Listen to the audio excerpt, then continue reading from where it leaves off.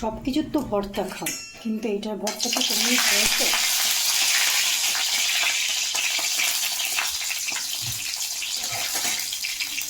কালো জিরে ফোড়ন দিয়েছি, শুকনো লঙ্কা ফোড়ন দিয়েছি, একটা রসুন কুচানি দিয়ে দেবো।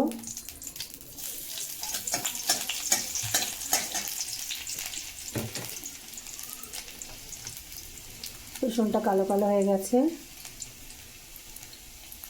পেঁয়াজটা দিয়ে দেবো। পেঁয়াজটাকে বেশ করে ভেজে নেবো। এই ভর্তাটা খেতে যা সুন্দর লাগে বন্ধুরা, তরকারি তো খাওই তোমরা, কিন্তু এইভাবে মেখে একবার করে খেয়ে দেখো। এটা ভাজে ভাজে হোক। কিসের ভর্তা করবো দেখো, গাঠিটাকে সিদ্ধ করে নিয়েছি, একটু বেশি না, একটু করা যাবে, তারপরে তো হাত দিয়ে মাখে নেবে, হাত দিয়ে না মাখলে ভালো লাগবে।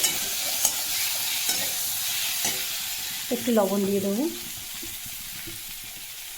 গাঠির তো ঝোল খাও, দম খাও, এভাবে মেখে একবার খেয়ে দেখো, খুব সুন্দর লাগবে।